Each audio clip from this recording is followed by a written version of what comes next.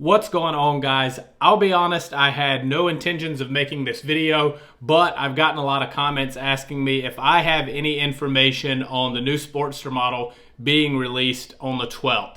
Short answer, no, I don't. Other than what I've seen in the photos that Harley put out, we're going to make this super quick. There's not a whole lot to go off of, so we'll throw these pictures up on the screen for you. So here's what we know based on these photos. We know that this bike is going to have a more conventional riding position and also that it's got mid controls. So I've studied these photos in pretty good detail and I see that it's got mid controls. I think it's going to kind of sit like the Sportster 48 does, but with mids, because the 48 has forward controls on it. Also, clearly and as expected, we see that it is the Revolution Max engine. I would not have expected anything less. I've been one of those that's been saying since last year that I'm pretty sure this is probably the final year for the Sportster, since we're down to two models, the Iron 883 and the 48. We can also see that this bike has standard forks and a single disc front brake. Now, this is good because it's going to keep the cost down. And now we'll jump into things that are just my opinion. This is not information I have from anywhere.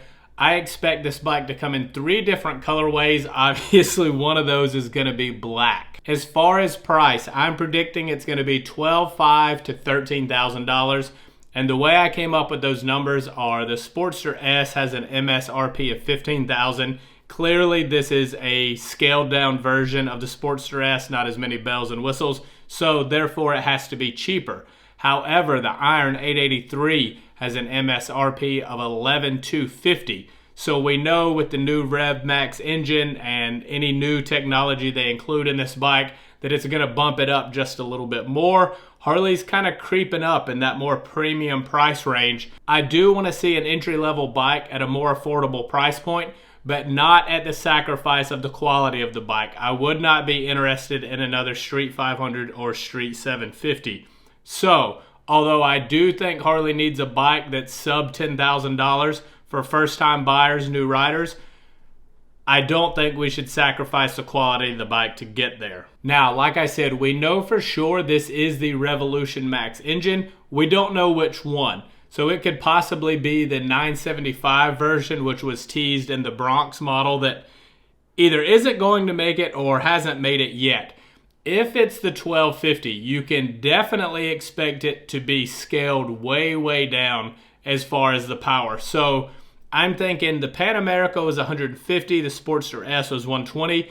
I'm thinking if this is that same 1250 engine, that it's going to be 100 horsepower or maybe even slightly less, because 100 horsepower in a Sportster is still pretty rowdy. And don't get me wrong, I hope it is 100 horsepower, but I wouldn't be surprised if it's a little bit less and they detune it pretty hard. And as you can see in this photo, we do see a single little gauge up there. I am hopeful but doubtful that that is the Sportster S gauge.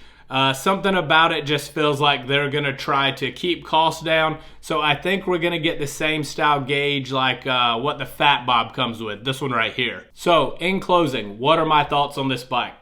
We need this motorcycle. And I say that because based on what I've heard, not everyone loves the styling of the Sportster S. Also, like we said, we need a more affordable, and I know I predicted $12,500 or $13,000. For a lot of people, that may not be affordable, but it's less than the $15,000 of the Sportster S. So that's 2 problems solved there. Also, every year we're dropping more and more and more of the conventional Sportsters, so I think they're going to have to replace those with new Sportster options on that Revolution Max platform. This is a good start because it's that more conventional look. That's one thing that a lot of people did not like about the Sportster S. Too futuristic, too V-Rod, too metric. I've heard it all, but people wanted that more iconic Sportster styling that they've been familiar with for years. Personally, my favorite Sportster ever, style-wise, was probably the Sportster 72. I was very sad to see that one go. Second place for me is probably the 48. I hope that one hangs on another year, but I'm doubtful. As always, I would love to talk to you guys in the comments about what your opinions are, what your predictions are. Do you think I got it wrong? Do you think I got it right? I guess we'll know in 3 days. I don't know for sure that I'll make a video once it comes out unless there's some groundbreaking info. It's crazy priced or crazy powered or just something that we're missing here. Thanks for watching. Subscribe if you're not already, and give the video a thumbs up if you enjoyed it. I'll catch you in the next one.